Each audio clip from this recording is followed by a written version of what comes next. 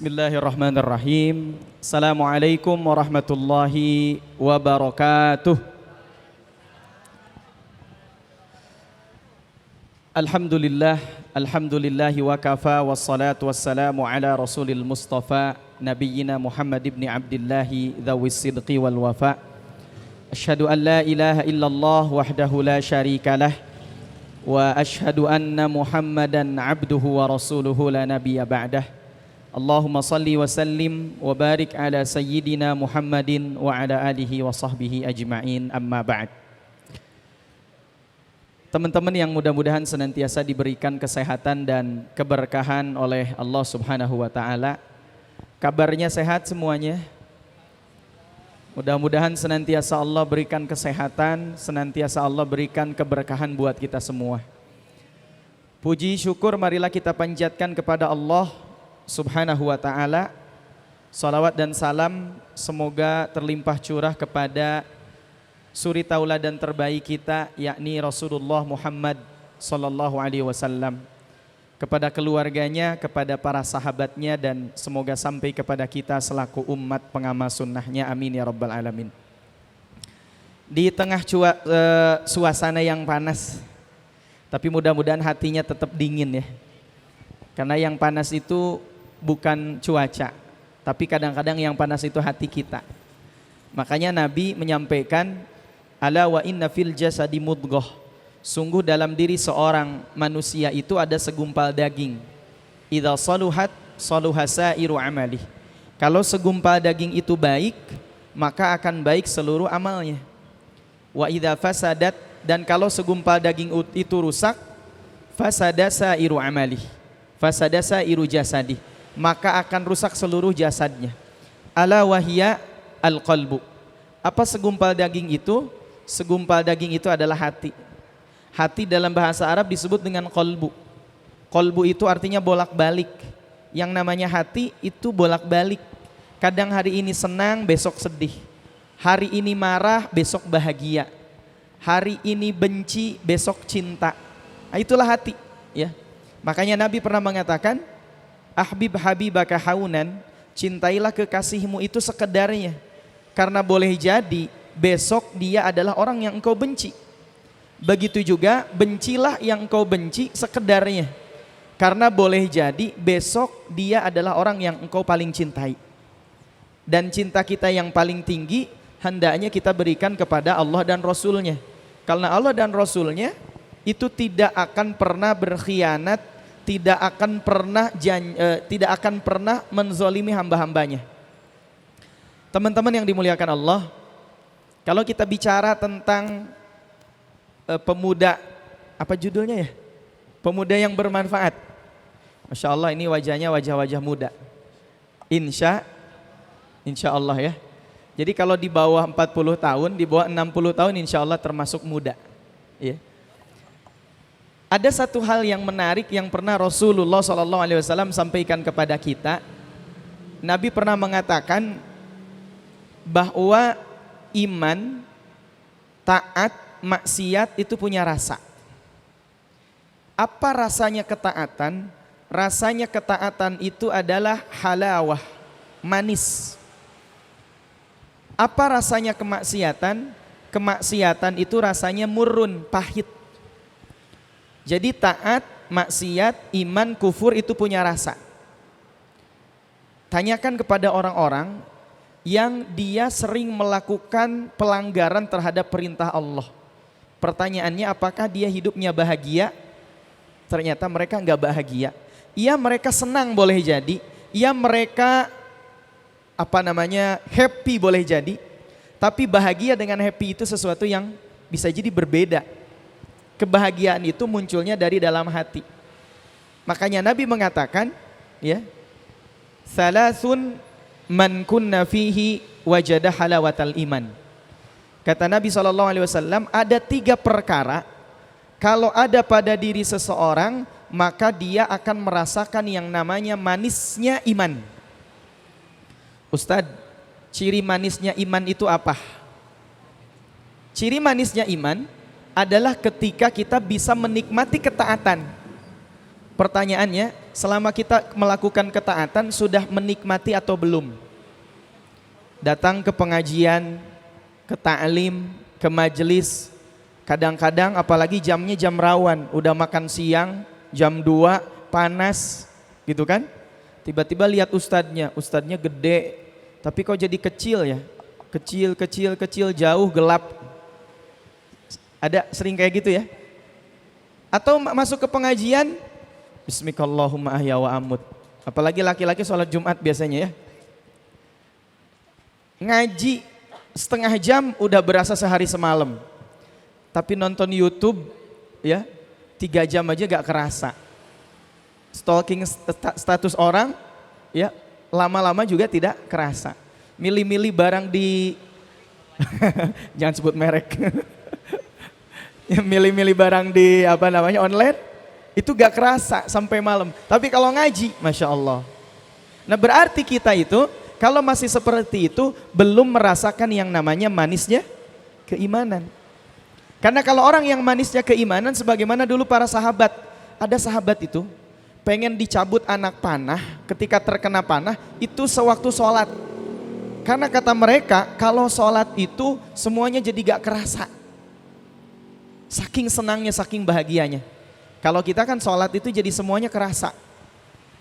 Yang tadinya lupa nyimpen sesuatu, kalau di sholat jadi ketemu. Gitu kan? Lupa nyimpen kunci mobil. Di mana ya tadi kunci mobil? Ya udah sholat dulu deh. Pas sholat ketemu tuh. Oh iya, tadi di bawah lemari. Wow. Ketemu semuanya. Nah kalau kita masih seperti ini berarti boleh jadi kita belum merasakan manisnya keimanan. Nabi, para sahabat sholat, ya. Hudzaifah ibnul Yaman itu pernah memberikan kesaksian. Nabi sholat malam, yang dibaca oleh Nabi itu surah Al-Baqarah. Bismillahirrahmanirrahim. Alif lam mim. Dzalikal kitabu la raiba fih. Kalau kita dengar Al-Baqarah, apalagi pas sholat taraweh biasanya sedih. Sedih kenapa? Besok enggak sholat di masjid ini lagi. Kemarin juga bacanya Al-Baqarah. Ternyata Hudzaifah pun sama. Sampai Al-Baqarah itu kata Hudzaifah ibnul Yaman, Nabi membaca 100 ayat. Kita baru 10 ayat aja udah enggak tenang. Ya. Ini kapan imam ruku'nya? Besok-besok cari masjid yang sholatnya tiap taraweh kul huwallahu ahad. Pernah ada imam ditanya, Ustadz kenapa bacanya surat Al-Ikhlas kul huwallahu ahad? Karena kata beliau supaya imamnya ikhlas, makmumnya juga ikhlas. Jadi kalau kita dengar imam baca kul huwallahu ahad, Allahus samad, lam yalid wa lam yulad wa lam yakul lahu kufuwan ahad. Imamnya ikhlas, makmumnya juga ikhlas. Makanya dibacanya surat Al-Ikhlas. Kalau Al-Baqarah ngedumel dalam hati. Ini kapan rukunya? Hudzaifah pun dulu sama. Udah Nabi 100 ayat baca Al-Baqarah itu, kata Hudzaifah ini kapan Nabi ruku? Ternyata setelah 100 ayat itu Nabi gak ruku. Tapi Nabi SAW melanjutkan bacaannya sampai akhir surat Al-Baqarah. Fansurna 'alal qaumil kafirin. Kata Hudzaifah ibnul Yaman, alhamdulillah ini sudah selesai surat Al-Baqarah. Pasti Nabi ruku. Ternyata teman-teman Nabi gak ruku. Tapi Nabi melanjutkan bacaannya ke surat Ali Imran. Sampai berapa ayat Ustadz? Sampai akhir ayat. Ya ayyuhalladzina amanu isbiru wa sabiru wa rabitu wattaqullaha la'allakum tuflihun. Kata Hudzaifah, udah selesai nih Ali Imran, pasti Nabi ruku. Ternyata Nabi tidak ruku. Tapi Nabi melanjutkan bacaannya ke surah An-Nisa. Selesai surah An-Nisa baru kemudian Nabi ruku. Dan lamanya ruku Nabi kata Hudzaifah itu sama dengan lamanya ketika beliau berdiri. Sujudnya Nabi lama ketika beliau ruku. Kita mah ngebayanginnya aja kagak kuat. apalagi prakteknya. Jangankan alif lam mim, an-naba aja udah sedih kadang-kadang ya. Nah, kalau kita masih seperti ini boleh jadi kita belum merasakan manisnya keimanan. Kita sedekah, menikmati sedekah itu sebagai sebuah nikmat dari Allah. Ngaji, kumpul dengan orang-orang soleh, itu satu kenikmatan. Makanya Nabi sampaikan, salasun man kunna fihi wajada halawatal iman. 3 perkara, 3 hal, kalau ada pada diri kita, kita akan merasakan manisnya keimanan. Ada ulama di zaman dulu, itu menulis buku, ya, sampai lupa makan. Kalau kita bukan nulis buku, baca buku 2 halaman, langsung ingat makan, langsung tiba-tiba lapar. Kalau orang soleh zaman dulu, nulis buku lupa makan, kayak kita lah. Kita hari ini kan banyak orang yang main smartphone misalkan, ya, kadang-kadang suka lupa segalanya tuh. Azan lupa, sholat lupa, makan lupa. Bahkan ada, mohon maaf, ada anak-anak remaja yang kecanduan games. Ketika kecanduan games itu semuanya serba lupa, ya. Maka Nabi menyampaikan, salasun man kunna fihi wajada halawatal iman. 3 perkara kalau ada pada diri seseorang akan merasakan manisnya keimanan. Apa yang pertama? Agar kita merasakan manisnya keimanan, kata Nabi, an yakunallahu wa rasuluhu ahabba ilaihi mimma siwahuma. 1, menjadikan Allah dan Rasulnya sebagai zat, sebagai sosok yang paling dicintai. Gimana Ustadz cara mencintai Allah dan Rasulnya? Kemarin ada yang nanya, Ustadz, sesuatu yang sulit kita mencintai seseorang atau sesuatu yang gak pernah kita berjumpa dan gak pernah kita melihat. Kita gak bisa ngelihat Allah, kita belum pernah berjumpa dengan Rasulullah SAW. Gimana cara mencintainya? Pertama, ketika kita ingin mencintai Allah, maka lihatlah ciptaannya. Orang kan sekarang lagi musimnya stres-stres dikit, healing ke gunung, ke pantai, ya. Tapi kadang-kadang sering lupa bahwa yang menciptakan gunung, yang menciptakan pantai itu Allah. Healing ke tempat-tempat yang indah, kadang lupa yang menciptakannya adalah Allah. Ya, begitupun ketika kita cinta dengan Rasulullah SAW. Maka gimana caranya? Belajar bagaimana kehidupan Rasul. Belajar bagaimana mengenal Rasulullah SAW. Rasul itu misalkan di dalam hadis kan disebutkan Nabi itu orang yang paling sempurna. Kulitnya putih bersih, ya, badannya atletis. Kemudian bahkan Ummu Ma'bad al-Khuzai pernah mengatakan, aku belum pernah melihat orang yang lebih tampan daripada Rasulullah Muhammad SAW. Bahkan keringatnya saja Rasul itu disebutkan harum, bahkan lebih harum daripada minyak kasturi. Di sini kan kayaknya gak ada keringatnya yang harum ya. Sekarang pada keringetan kayaknya. Coba dia rambut harum apa enggak? Harum karena pakai minyak wangi. Kalau harum, wah mungkin bisa jadi peluang bisnis. Kalau gitu saya mau jualan keringat aja kalau harum, 50.000 per botol. Cuman insya Allah nggak ada yang beli. Karena keringat kita apa? Bau, ya. Seartis apapun keringatnya harum apa bau? Bau. Presiden keringatnya harum apa bau? Emang udah ketemu? Bau, gitu ya. Bau. Tapi Rasul, keistimewaannya Rasul, Masya Allah. Maka orang yang akan mendapatkan manisnya keimanan, ya, adalah ketika dia mencintai Allah dan Rasulnya. Hadirkan Rasul itu dalam kehidupan kita. Bagaimana Rasul itu kalau berpenampilan, bagaimana Rasul itu kalau bicara, bagaimana Rasul itu kalau naik kendaraan.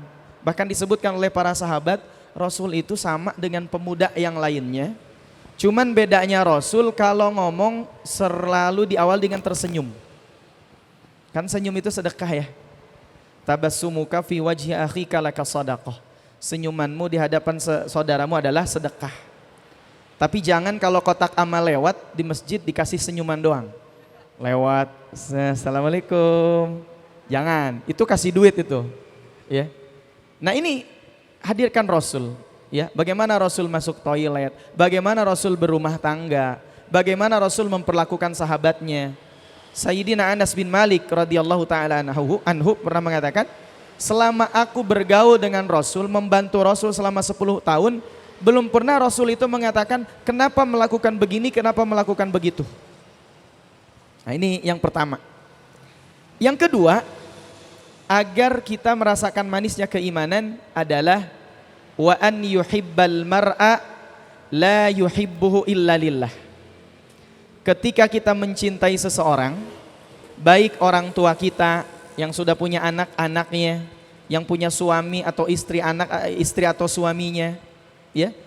Siapapun itu hendaknya cinta kita dasarnya karena Allah. Kita mendasari cinta kita karena Allah. Maka jangan pernah kita mencintai seseorang yang tidak mencintai Allah. Tapi ketika kita menyimpan cinta kita pada seseorang yang mencintai Allah, insya Allah dia akan membawa kita pada kebaikan.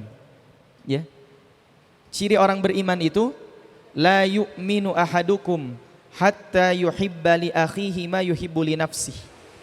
La yu'minu ahadukum, tidak sempurna keimanan seseorang hatta yuhibba li akhihi, sampai dia mencintai saudaranya, ya, ma yuhibbu li nafsihi, sebagaimana dia mencintai dirinya sendiri. Kita mencintai saudara kita, ya, itu karena Allah. Cuman kadang-kadang beda ekspresi cinta laki-laki dengan perempuan. Laki-laki itu boleh saling mencintai dalam tanda petik, ya, mencintai ukhuwah maksudnya, atas dasar persaudaraan.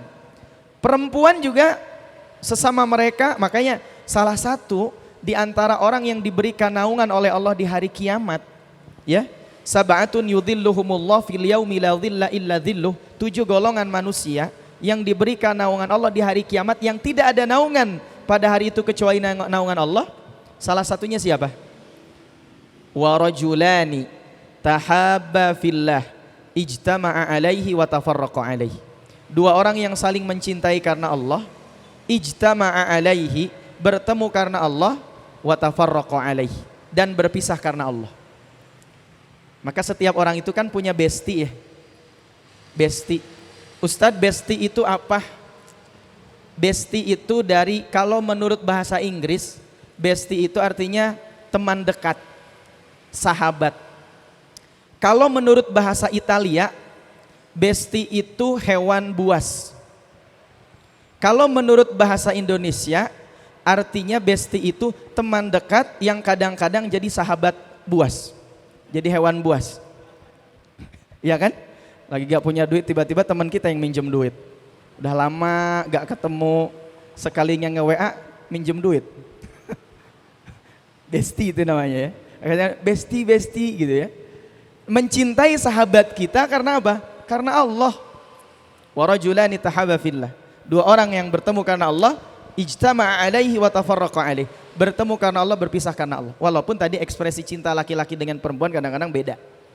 Kalau laki-laki sesama sahabatnya jarang gandengan tangan, kan? Najis kadang-kadang, kan? Gandengan tangan sama laki-laki. Tapi kalau perempuan kayaknya biasa gandengan tangan. Kadang sesama perempuan, saya ngelihat perempuan itu kalau manggil sahabatnya dosa. Kalau sesama perempuan ketemu perempuan, sayang kemana aja, biasa kan? Bilang sayang sama perempuan biasa. Coba kalau laki-laki, sayang kemana aja, astagfirullahaladzim juga, digaplok, ditampol gitu. Nah itu beda, ya, ekspresi. Kadang kan perempuan gitu kan, tapi laki-laki kayaknya apa namanya, menzizikan. Nah gitu, ya. Nah itulah, memang kalau budaya orang Arab kadang-kadang biasa ngucapin, ya akhi, ana uhibbuka fillah. Wahai saudaraku, aku mencintaimu karena Allah. Mungkin sesama perempuan biasa, ya. Kalau di Indonesia kan kayaknya gak biasa, ya. Tiba-tiba ada teman kita laki-laki ngasih WA atau nge-DM, Ustadz, saya mencintaimu karena Allah, astagfirullah gitu kan. Ini siapa, normal apa enggak nih? Kan gitu, ya. Itu ekspresi laki-laki dan perempuan kadang bisa jadi berbeda. Itu budaya, lebih ke budaya sebetulnya. Kayak saya sering sampaikan begini, kalau di Indonesia kan seorang ustadz, kiai atau habib tuh dicium tangannya, gitu kan, dicium tangannya oleh murid-murid. Tapi kalau budaya di Madinah misalkan atau di Arab, kadang-kadang bukan dicium tangannya, dicium keningnya. Ada syekh atau kiainya nyampein kajian, selesai dicium keningnya. Jazakallah khair ya syekh, syukran jazilan syekhuna. Kalau di kita, saya juga gak mau. Ada laki-laki ngapain lu nyosor-nyosor gitu. Gak mau, itu ekspresi. Ya. Nah orang yang akan mendapatkan rasa manisnya keimanan siapa? Wa an yuhibbal mar'a la yuhibbuhu illa lillah. Ketika dia mencintai seseorang, dasarnya karena Allah. Dasarnya karena. Yang terakhir, ketika kita ingin merasakan manisnya keimanan dengan cara apa? Wa an yakraha an ya'uda fil kufri. Engkau benci ketika engkau akan kembali kepada kekufuran, kama takrahu ayyuqdhafa finnar, sebagaimana engkau benci ketika engkau akan dilemparkan ke dalam api neraka. Orang yang baik adalah orang yang benci terhadap kemaksiatan, kekufuran. Jangan sampai kita gak ada rasa benci sama sekali pada kemaksiatan. Tentu ekspresi benci ini bisa jadi beda-beda ya. Tentu ekspresinya adalah harusnya ekspresi yang positif, bukan ekspresi yang negatif, tapi ekspresi yang positif. Jadi benci kepada kemaksiatan, benci kepada kekufuran. Dan ini ciri orang beriman. Orang beriman itu cemburu. Kalau seseorang melakukan kemaksiatan, kekufuran, dia cemburu. Dia marah. Makanya salah satu ciri sahabat yang baik ada dua, kata Sayyidina Ali bin Abi Thalib. Apa dua cirinya itu? Pertama, kalau kita melihat wajahnya, mengingatkan kita sama Allah. Lihat wajah teman kita, ingatnya sama Allah atau ingat yang lain. Minjem duit kemarin belum bayar, berarti bukan tanda sahabat yang baik. Yang kedua, tanda sahabat yang baik itu, dia senantiasa memberi nasihat kita. Kalau kita agak nyimpang-nyimpang dikit, meleng-meleng dikit, ngasih nasihat. Karena nasihat itu tanda cinta. Orang tua yang tidak cinta pada anaknya gak akan ngasih nasihat. Ya. Kakak yang tidak sayang sama adeknya gak akan ngasih nasihat. Sahabat, teman yang tidak cinta sama sahabatnya gak akan ngasih nasihat. Dan kita benci, marah ketika teman kita ya kembali kepada kemaksiatan, kembali kepada kekufuran. Nah inilah tiga hal yang kemudian perlu menjadi pegangan dalam diri kita, agar kita diberikan oleh Allah Subhanahu wa taala rasa manis keimanan dalam hidup. Apa buktinya rasa manis dalam keimanan kita? Buktinya yaitu kita menikmati ketaatan. Kalau kita sudah menikmati ketaatan, senang dengan ketaatan, betah dengan ketaatan, insya Allah itu merupakan salah satu di antara tanda kita merasakan manisnya keimanan. Wallahu a'lam bishawab, mungkin itu yang bisa disampaikan. Assalamualaikum warahmatullahi wabarakatuh.